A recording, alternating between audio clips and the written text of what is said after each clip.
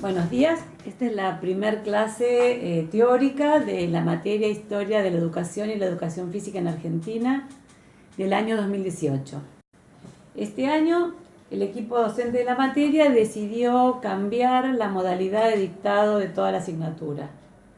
En lugar de proponerles todas las semanas una clase teórica y una clase de práctica, ambas presenciales, decidimos hacer toda una secuencia de clases teóricas grabadas, virtuales, a las que se puede acceder por el aula virtual o inclusive desde YouTube, y dedicarle los espacios semanales, las 2 horas semanales en las que ustedes se inscribieron, nos van a encontrar para inscribirse en el sistema, a clases prácticas, en las cuales podamos juntos trabajar en grupos un poco más pequeños que en el teórico, todos los temas de la materia.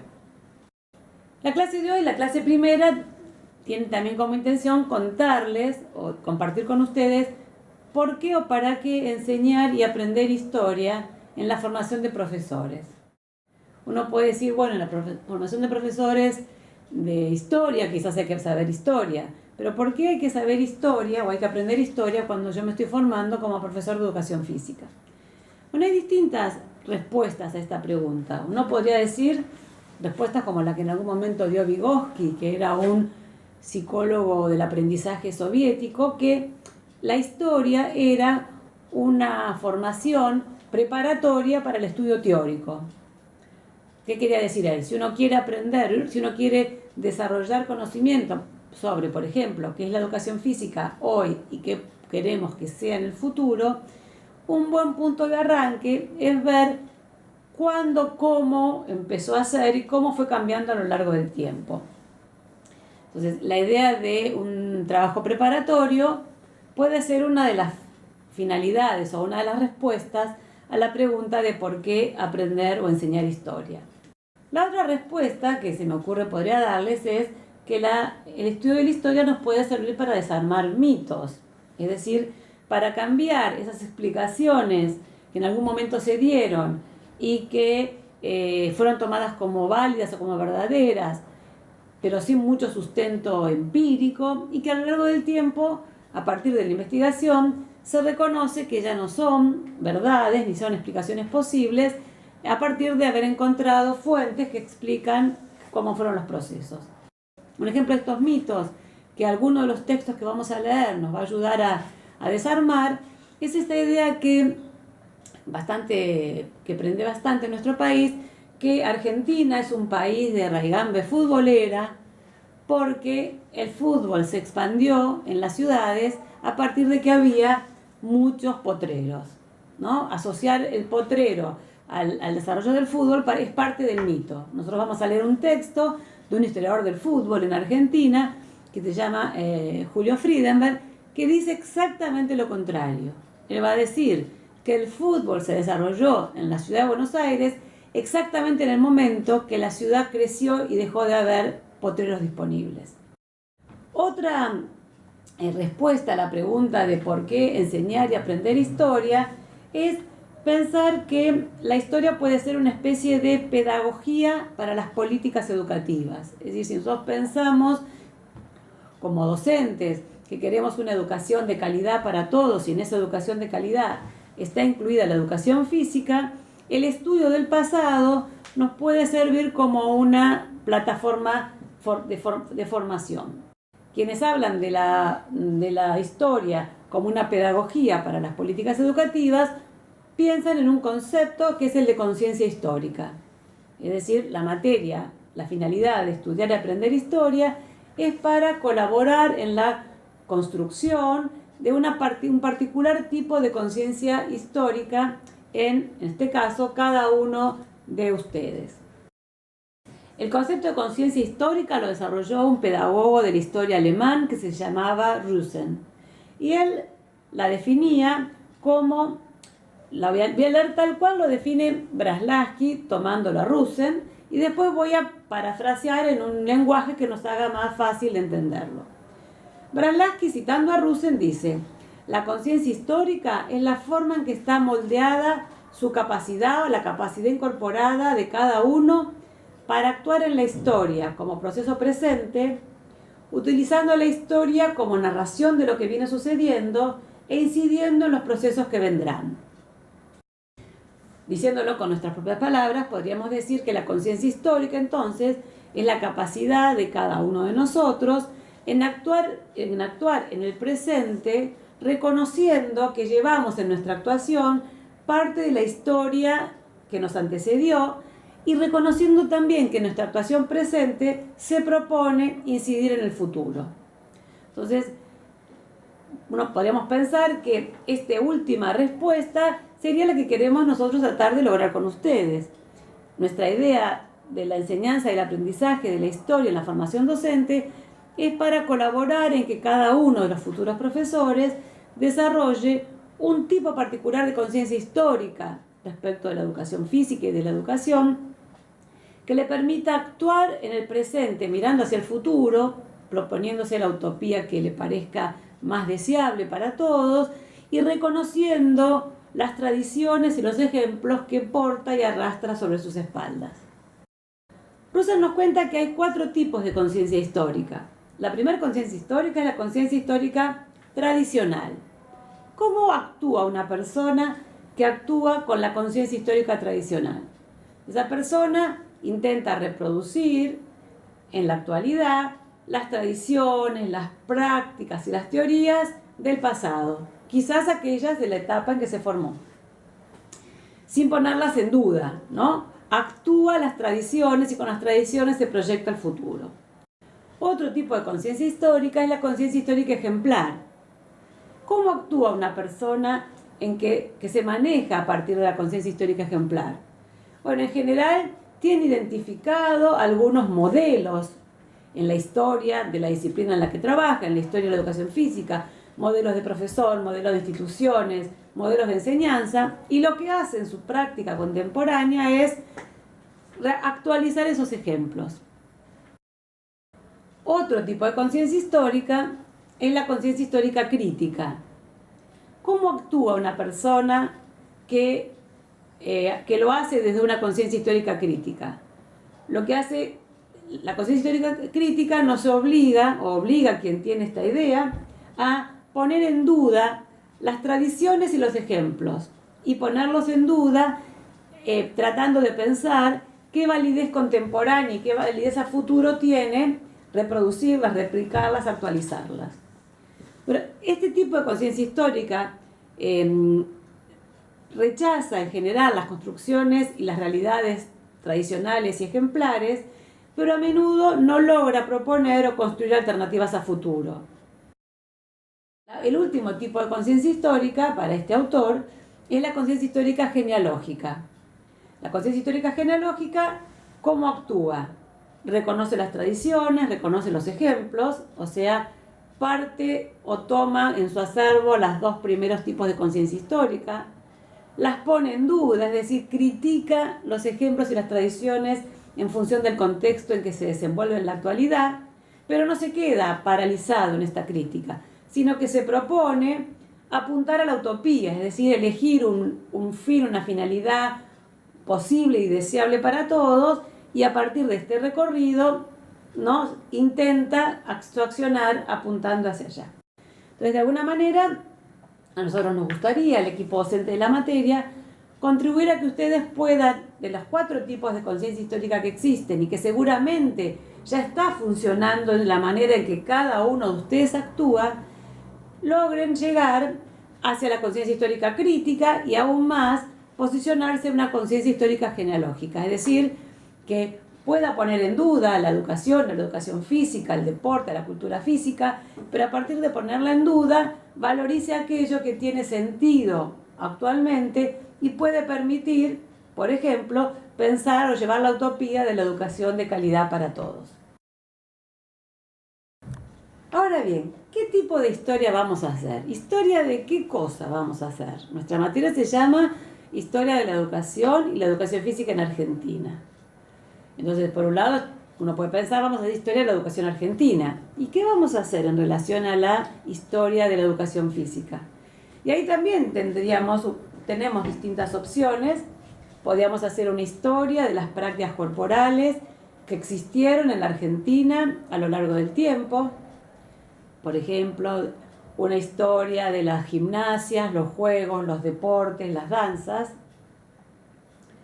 También podríamos hacer una historia de las teorías pedagógicas generales y las teorías pedagógicas específicas de la educación física. También podríamos hacer una historia de la educación física pensada o entendida como una asignatura escolar, es decir, como un componente del currículum de la escuela, y vincular esa educación, esa escuela y esas asignaturas con la historia social, la historia política y la historia económica del país. Les quiero contar que la historia de la educación física que vamos a hacer es la última.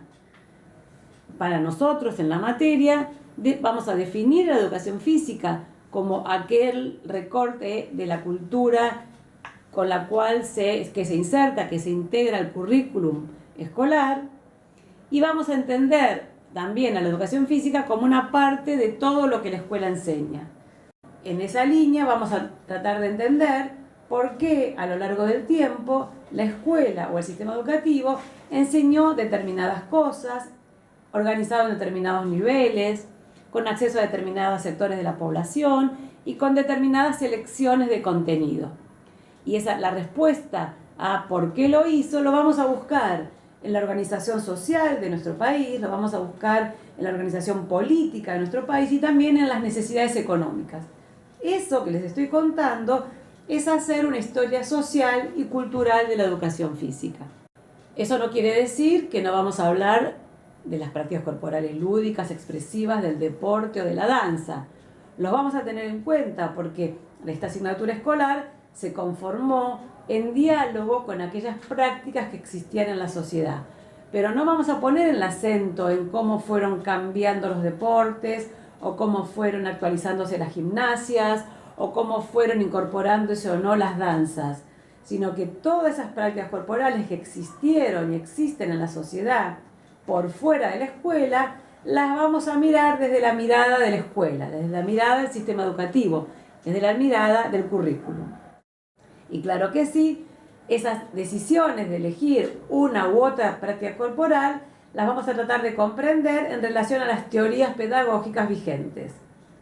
Pero vuelvo a decir, nuestro foco va a ser la historia de la educación en nuestro país. Ahora bien, yo les digo a ustedes, vamos a hacer una historia de la educación y la educación física en Argentina. O sea que vamos a manejarnos en una línea temporal a lo largo de una serie de años en nuestro país. ¿Cuál les parece que puede ser nuestro punto de partida? Vamos a tomar como punto de partida el primer gobierno patrio. Si bien no podremos hablar de Argentina para el 25 de mayo de 1810, vamos a tomar ese punto como el inicio de un proceso en el cual la población local, los criollos, la burguesía, los vecinos ilustres de Buenos Aires, las élites de las provincias, deciden que tienen la capacidad económica, de defensa y de construcción política suficiente como para empezar un proceso de independencia respecto de España. ¿Y cuál va a ser el punto de cierre? ¿Hasta dónde vamos a estudiar esta historia? La vamos a estudiar entonces desde 1810 hasta la vuelta a la democracia, la recuperación de la democracia en 1983. Ustedes me dirán, nos queda un montón de historia sin contar. Sí, nos queda la década del 90 y el siglo XXI, pero tenemos la idea que esa parte es parte del resto de la formación que le dan al profesorado. Las teorías pedagógicas, los deportes, las técnicas, las teorías psicológicas, son aquellas que ustedes van a ver a lo largo de las materias, son aquellas que se han producido en los últimos 30 años y van a ser parte de los contenidos de las demás asignaturas. Otra particularidad que va a tener la historia que vamos a hacer es que vamos a hacer una historia con teoría. Es decir, no vamos a hacer la crónica de lo que pasó en la educación y en la educación física desde el 26 de mayo de 1810 hasta el 10 de diciembre de 1983. No vamos a hacer la crónica de los hechos, sino que vamos a organizar la información a partir de una serie de conceptos teóricos o de definiciones. Algunas van a ser de orden más general. Por ejemplo, vamos a hablar de las funciones de los sistemas educativos, vamos a hablar de las tendencias, cómo se fue organizando nuestro sistema educativo a lo largo del tiempo. También vamos a mirar a la historia de la educación desde distintos niveles de análisis.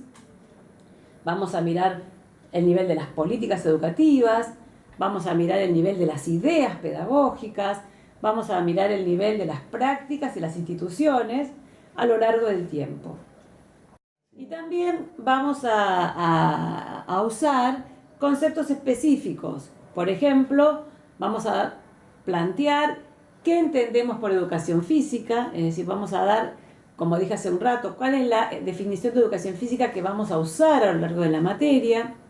Vamos a también a plantear otro concepto que es el concepto de cultura física, y vamos a pensar la relación entre una y otro concepto.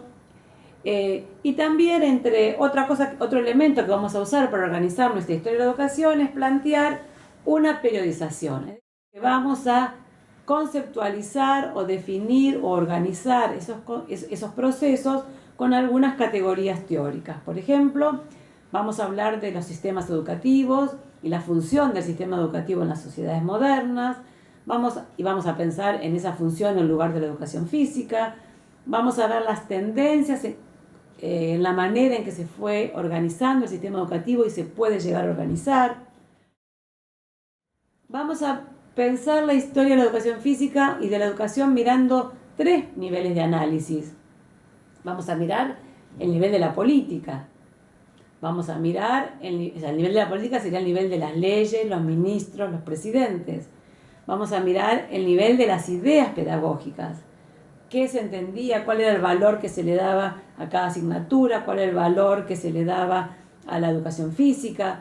¿Cuáles eran los principios que organizaban la enseñanza?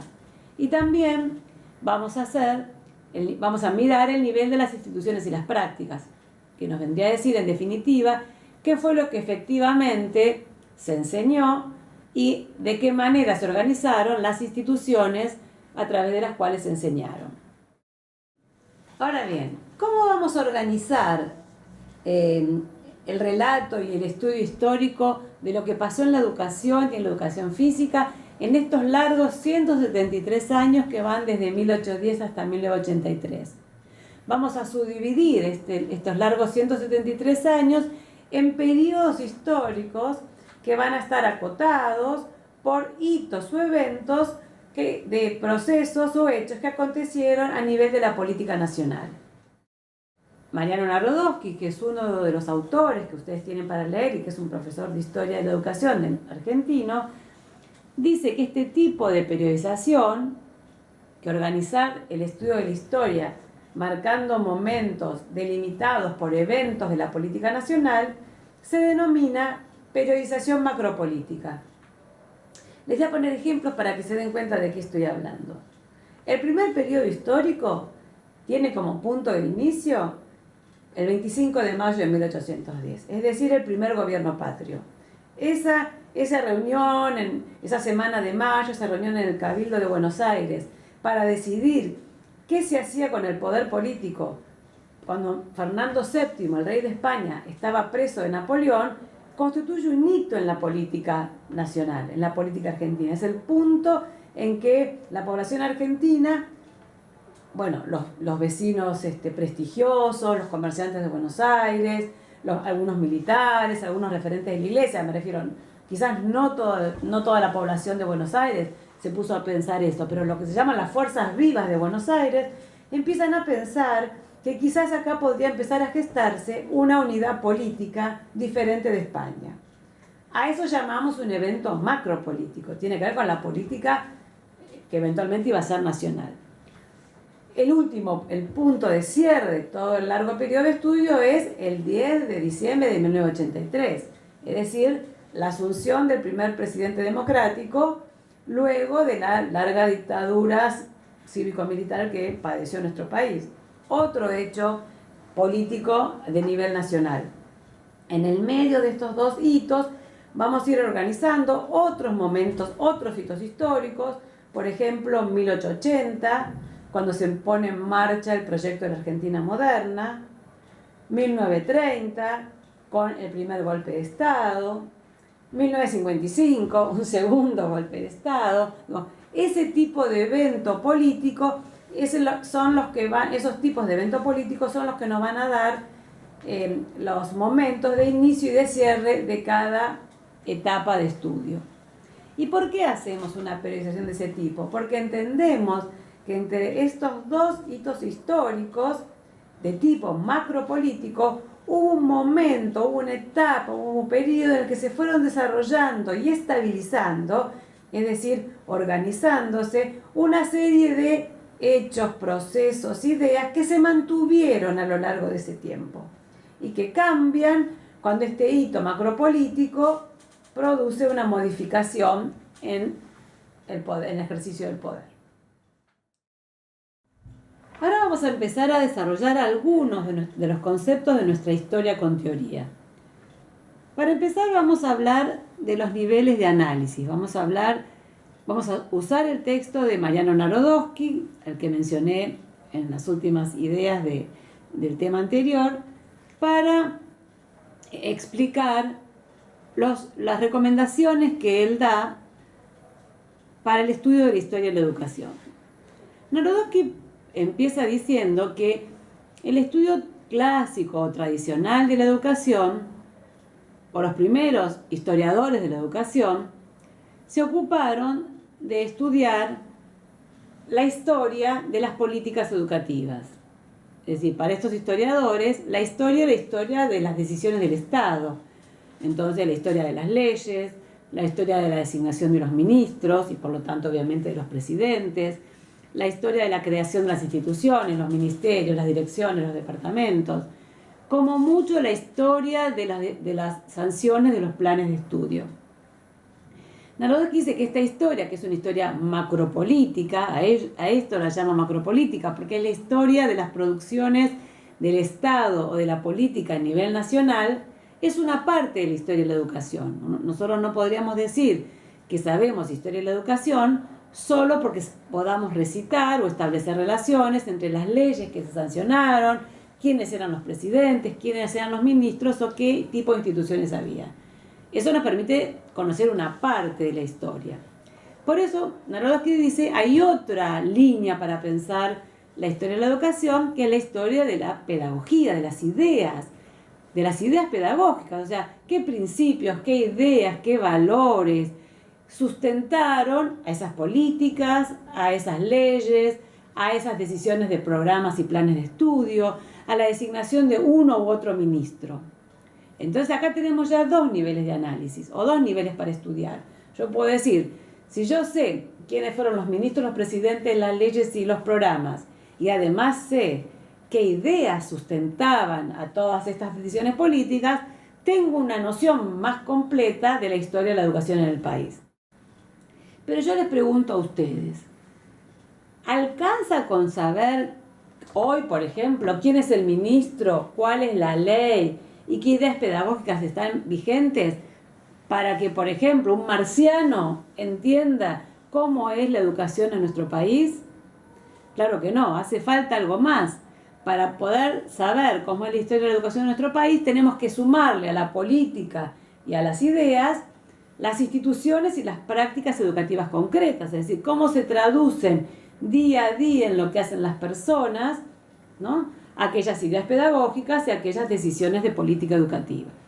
Entonces, siguiendo a Narodowski, para conocer de una manera más completa la historia de la educación, hay que estudiar el nivel de las políticas, que él llama nivel 1, el nivel de las ideas pedagógicas, que él denomina nivel 2, y el nivel de las instituciones y las prácticas educativas, al que denomina nivel 3. Solo conociendo los tres niveles y estableciendo las relaciones entre ellos, podemos decir que tenemos una idea más completa, más acabada de lo que es la educación, si lo tomamos en el momento actual, o de lo que fue la historia de la educación si lo miramos a lo largo del tiempo. Nuestro programa se propone hacer eso, mirar la historia de la educación y la historia de la educación física, mirando en relación quiénes fueron las autoridades, los ministros y los programas, qué ideas pedagógicas sustentaban estas decisiones políticas y finalmente qué se hacía en las escuelas, quiénes los hacían, cómo se formaban los que los hacían. Una cosa más que es importante tener en cuenta y a donde vamos a combinar las dos cuestiones de las que nos habla Narodowski. Por un lado, como les dije hace un ratito, nuestro programa está organizado por una periodización macropolítica. Ustedes ya muy pronto, cuando empecemos la unidad 2, van a reconocer los momentos históricos en los que estamos organizando el estudio de la historia de la educación y la educación física en la Argentina. Como usamos una periodización macropolítica, podemos llegar a pensar que son los cambios en las decisiones del Estado, en las decisiones del Estado se traducen automáticamente en el cambio en el nivel de las instituciones y las prácticas. Vamos a poner un ejemplo para que veamos que esto no es tan así. En nuestro país, la última ley educativa que tenemos, la Ley de Educación Nacional, se sancionó en el año 2006. Esa ley indica que la educación secundaria es obligatoria, es decir, que todos los jóvenes, los adolescentes y jóvenes, tienen que estar y comenzar y terminar la escuela secundaria. Eso dice la ley. Es una ley que obliga al Estado a dar educación secundaria y obliga a los adolescentes y jóvenes a ir a la escuela.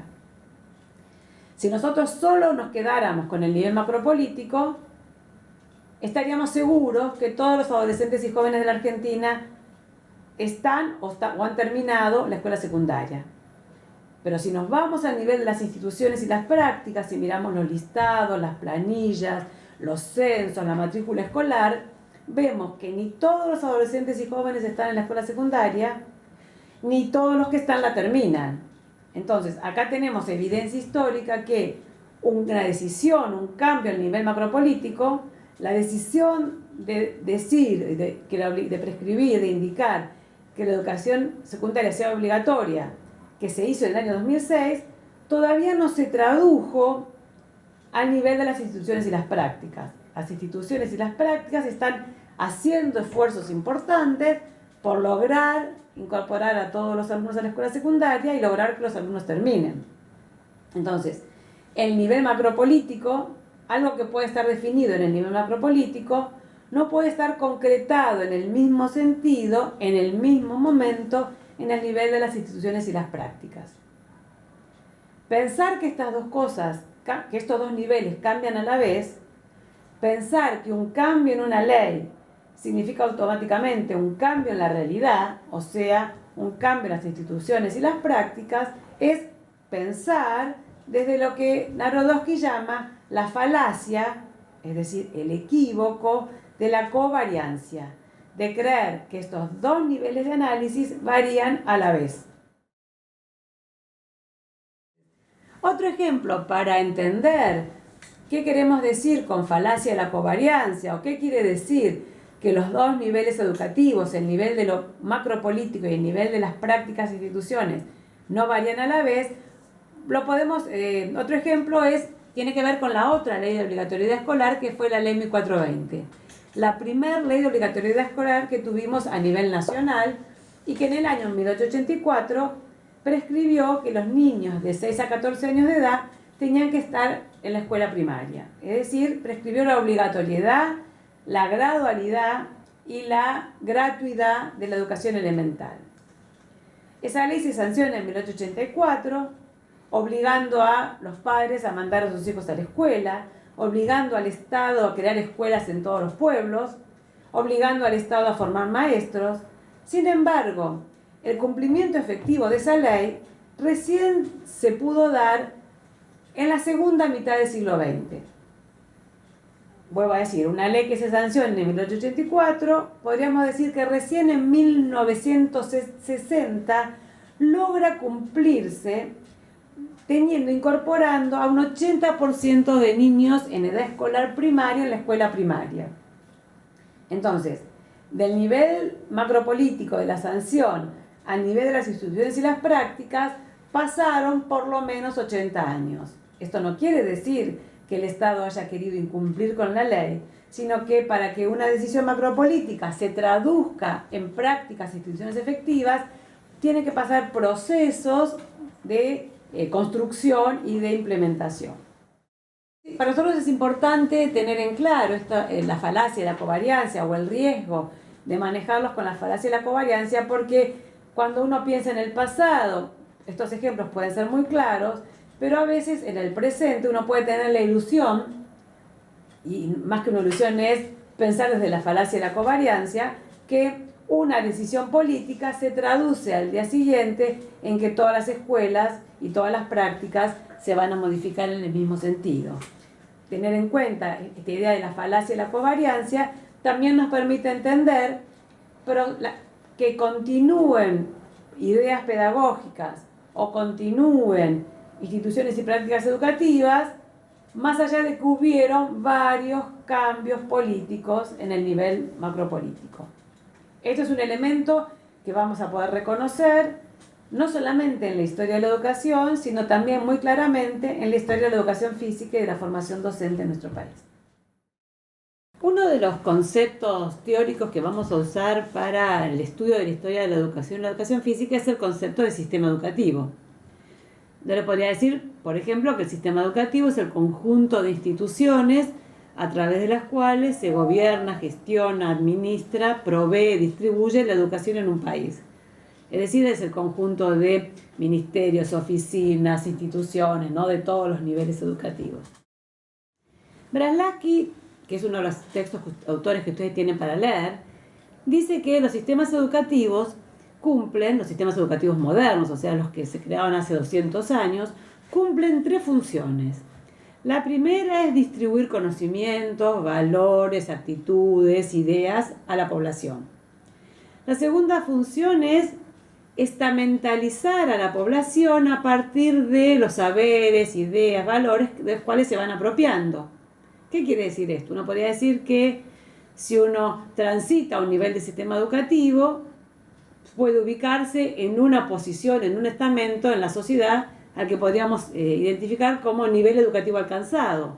Si uno atraviesa más de un nivel educativo, puede posicionarse en un estamento cultural o social diferente. Entonces, Braslavsky dice que la función del sistema educativo, la segunda función, es ayudar a ubicar, a esto se trata de la idea de estamentalizar, a ubicar a las personas en distintas posiciones sociales, distintos estamentos, en función de los años del sistema educativo recorrido, en función de los niveles alcanzados de educación. La tercera función que dice Braslavsky que cumplen los sistemas educativos es construir un discurso, o sea, un conjunto de ideas que justifica o legitima o hace entender como justo esa estamentalización o esas posiciones que cada uno alcanzó. ¿Qué quiere decir esto? Que además de distribuir saberes, de permitirnos ubicarnos cada uno de nosotros en una posición en función de los años del sistema educativo que recorrimos, también genera una idea de la que todos somos parte y aceptamos, de que si logramos una posición debido a un título, a una credencial conseguida a través de años de esfuerzo de educación, esa posición, ese estamento que ocupamos es justo, es legítimo. Entonces, una de las funciones del sistema educativo es distribuir conocimiento, posicionar a las personas en función de ese conocimiento en un lugar social, en una ocupación, en un oficio, y a su vez traducir para todos que esas distintas posiciones obtenidas son justas, son legítimas porque son producto del mérito, de un mérito personal, de un mérito familiar, de un esfuerzo institucional. Ahora bien, todos los sistemas educativos, en todo momento histórico, manifiestan tendencias a la unidad y a la diferenciación. Una manera de entender esto es decir que, por ejemplo, unidad significa las mismas prestaciones educativas para todos, con condiciones de aprendizaje similares, con métodos similares, con infraestructura, condiciones materiales similares. En el punto opuesto, podemos pensar la tendencia a la diferenciación, que la podríamos entender como diferentes prestaciones educativas para diferente población, con diferentes condiciones materiales, con diferentes estrategias de enseñanza. Estas tendencias a la unidad y a la diferenciación se pueden expresar tanto en el sentido horizontal como en el sentido vertical. ¿Qué es una tendencia a la unidad en el sentido horizontal? Significa que transitando el mismo nivel educativo, todos los niños reciben la misma prestación con condiciones equivalentes de aprendizaje, con condiciones materiales equivalentes. Por ejemplo, si pensamos en la escuela primaria, los contenidos básicos comunes son pensados para todos los niños. Se piensa que todos los maestros tienen que enseñar con métodos nuevos y similares, que las condiciones de aprendizaje tienen que ser iguales para todos, y a su vez que la infraestructura material de la escuela tiene que ofrecer las mismas oportunidades a todos los niños.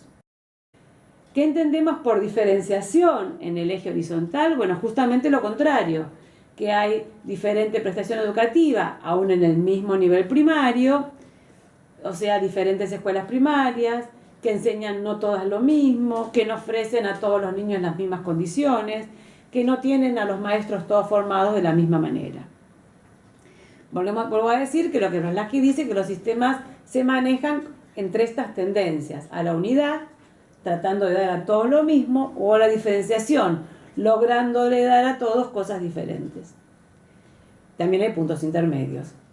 Pasando a la dimensión vertical, podemos decir que un sistema educativo tiene una tendencia a la diferenciación vertical. Eso es básico porque un sistema educativo está compuesto por niveles educativos, por grados educativos, los cuales distribuyen saberes de cada vez mayor complejidad, pero en ese eje vertical las instituciones pueden estar dirigidas o coordinadas desde un mismo órgano central, ser un sistema educativo centralizado, o la organización y gestión de las instituciones puede estar llevada adelante por distintas oficinas de gestión.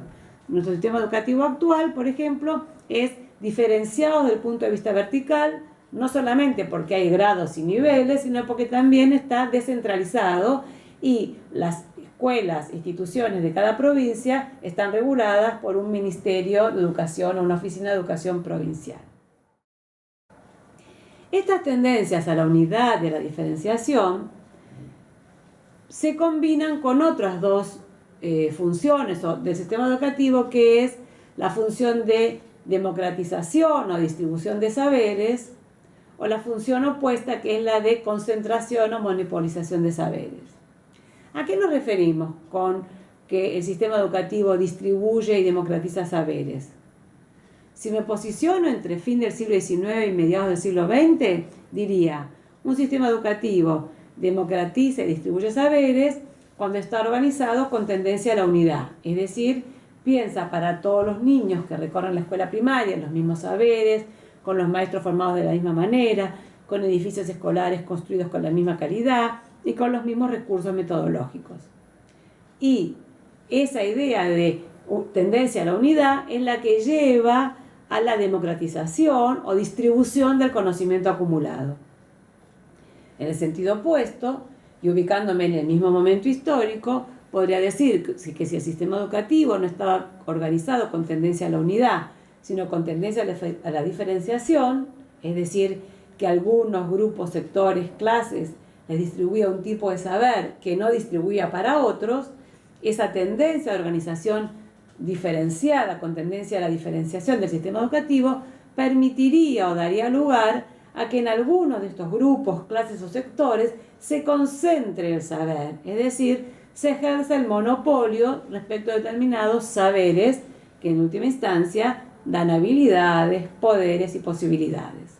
Entonces, si pensamos en el momento de creación de los sistemas educativos y en nuestra línea del tiempo, si nos posicionamos entre 1810 y 1955, casi, podríamos decir que el sistema educativo, organizado con tendencia a la unidad, se proponía la democratización del conocimiento acumulado, es decir, la distribución del saber acumulado para la mayoría de la población.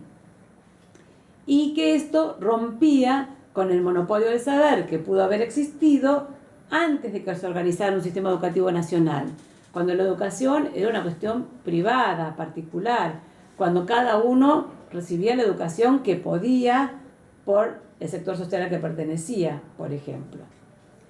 En ese momento podíamos decir que el saber acumulado estaba monopolizado entre aquellos que tenían el acceso a este saber o el acceso a la capacidad de pagar a quienes tenían ese saber y les podían enseñar. Ahora bien, las tendencias a la unidad y a la diferenciación, que parecía tan claramente apuntar a la democratización, una, y al monopolio, la otra, hasta mediados del siglo XX, como les dije hace un rato, hasta más o menos 1955, empezaron a tener un efecto diferente a partir aproximadamente de la década 60 del siglo XX. En ese momento es cuando se logra, para la historia de la educación que va desde la sanción de la Ley 1420 hasta ese momento, la mayor cantidad de matrícula, o sea, la mayor expansión de la matrícula al nivel primario, y la escuela primaria logra incorporar a un 75% de chicos en edad escolar. Pensado el sistema con tendencia a la unidad, en ese momento, con esa matrícula y esa tendencia a la unidad, el sistema educativo empieza a tener problemas de eficiencia. ¿Qué quiere decir problemas de eficiencia? Que los chicos repiten, se desgrana y abandonan el sistema educativo. Entonces, la tendencia a la unidad, en ese momento histórico, parecía dejar de servir a la democratización y parecía, aún como un efecto no deseado, ayudar a la concentración de saber, a la monopolización, porque aquellos chicos que abandonaban o desertaban la escuela porque no entendían lo que se les enseñaba, se quedaban fuera de la posibilidad de acceder al conocimiento acumulado. ¿Por qué pasaba esto? Porque en ese momento histórico, cuando se incorpora casi un 75% de chicos en edad escolar a la escuela, podríamos decir algo que parece una obviedad. La escuela se hace más heterogénea, es decir, las aulas se hacen más heterogéneas. Y esos maestros que enseñaban a todos por igual, a todos de la misma manera, a todos como si fueran uno, a todos los mismos conocimientos, fueron eficientes, lograban enseñar y que los chicos aprendan para un grupo de chicos. Aquellos chicos que quizás venían de trayectorias familiares escolarizadas, aquellos chicos que pertenecían a familias o sectores sociales que venían en el sistema educativo desde hacía varias décadas, pero resultaba ineficaz para aquellos chicos que eran primera generación de escolares.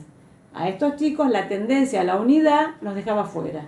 Y es a partir de ese momento que se empieza a pensar que para lograr la democratización del conocimiento hay que combinar de una manera sutil, particular, las dos tendencias, la tendencia a la unidad, lo mismo para todos, con la tendencia a la diferenciación, el reconocimiento de las diferencias de quienes son los sujetos que aprenden.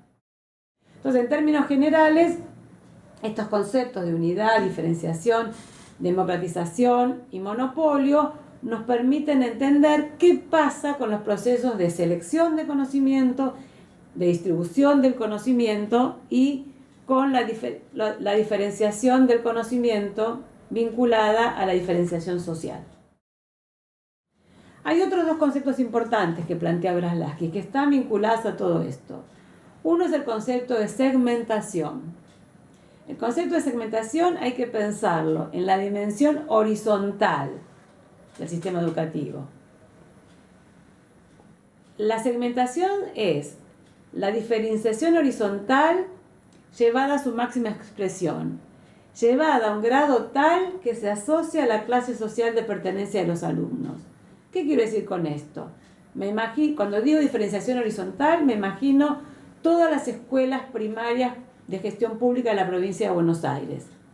Y reconozco en todas esas escuelas que tienen mejores y peores condiciones materiales, escuelas que tienen maestros mejor y peor formados, escuelas que reciben chicos con más capital económico y cultural que otras, y escuelas que en algún punto, por estas características de diferenciación, logran distribuir los saberes de diferente manera.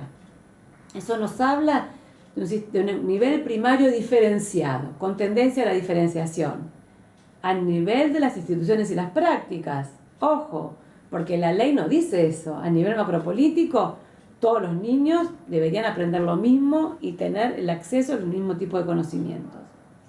Ahora bien, este nivel primario diferenciado de la provincia de Buenos Aires sería solo diferenciación si no fuera que acontece lo que acontece, que es que estos diferentes tipos de escuela, diríamos rápidamente, que otorga educación de distinta calidad, se asocia o se articula con población de distinta clase social, atendiendo la escuela de peor calidad a los sectores sociales más desfavorecidos que tienen menos posibilidades de demandarle al sistema, y quedando las escuelas de mejor calidad atendiendo a aquellos sectores sociales que tienen recursos y además mayor capacidad de demanda a la escuela. Cuando un nivel del sistema educativo está diferenciado de esta manera, que los diferentes tipos de escuelas se articulan, se asocian, se vinculan con diferentes clases sociales, hablamos de una sociedad segmentada y de un sistema educativo segmentado. Un sistema educativo segmentado es un sistema educativo que no tiende a la democratización, sino que por defecto, aunque nadie se lo proponga, vamos a decir así, que ninguna política lo diga especialmente, permite que se concentre o no se distribuya y que exista el monopolio del saber. El otro concepto que nos falta conocer es el concepto de articulación, que hay que pensarlo en la dimensión vertical. Decimos que un sistema educativo está articulado cuando cada nivel cumple con la función para la cual se creó y prepara al alumno para pasar y tener éxito en el nivel siguiente. El nivel inicial socializa, integra, enseña el comportamiento social y también prepara la condición de alumno, es decir, para el acceso a la escuela primaria. La escuela primaria transmite los saberes elementales y si está en un sistema educativo articulado, deja listo a los alumnos al terminar el séptimo grado o el sexto, depende de la jurisdicción, para entrar con éxito en la escuela secundaria. Y así lo mismo con la educación superior. Un sistema educativo articulado, es decir, que cada nivel transmite lo que le corresponde, enseña los contenidos pensados para el nivel, pero piensa a su alumno y le da las herramientas a su graduado como para que vaya al nivel siguiente con éxito, es un sistema educativo articulado y es un sistema educativo que favorece la democratización del saber, porque prevé trayectorias educativas que atraviesan todos los niveles para todos los estudiantes. Un sistema educativo desarticulado, es decir, que cada nivel se ocupa de sí mismo y no piensa o no le importa o no anticipa que sus alumnos graduados van a ir al nivel siguiente, es un sistema educativo desarticulado. Un sistema educativo desarticulado no le da las herramientas a los estudiantes que terminan cada nivel para entrar al siguiente con éxito. Y en ese punto favorece la concentración o monopolio del saber. Si nos ponemos a pensar en nuestro sistema educativo, diríamos que la mayor articulación se da entre el nivel inicial y la escuela primaria. Por la edad que tienen ustedes como estudiantes, seguramente, y si fueron al jardín de infantes, en el preescolar, seguramente ya la maestra les habrá hablado de la escuela primaria, habrán usado algún elemento de la primaria, habrán visitado escuelas primarias, porque el nivel inicial los piensa a los niños como escolares de la escuela primaria, que es obligatorio. No pasa lo mismo entre el nivel secundario y el nivel superior. El nivel medio, la escuela secundaria, no necesariamente piensa a todos sus estudiantes y sus graduados como estudiantes universitarios. Y no solo no los piensa a todos como ellos, sino que tampoco le da todas las herramientas para pasar al nivel superior. Y es ahí donde se dan una de las mayores desarticulaciones en nuestro sistema educativo. Con estas ideas terminamos los conceptos generales con los que vamos a estudiar la historia de la educación. Y en la próxima parte de la clase teórica nos vamos a centrar en los conceptos específicos, los que tienen que ver, los que nos van a ayudar a pensar qué entendemos por educación física, qué entendemos por cultura física y qué entendemos con la ciencia de la educación física o el conocimiento teórico disciplinar. Este tema está planteado en un video que está en nuestra página, en nuestra plataforma, que se llama ¿Qué es la educación física? Y es un video de una entrevista que hice con Tulio Guterman, que es el editor de la revista fdeportes.com. Ese video les va a poner claramente nuestras definiciones centrales específicas.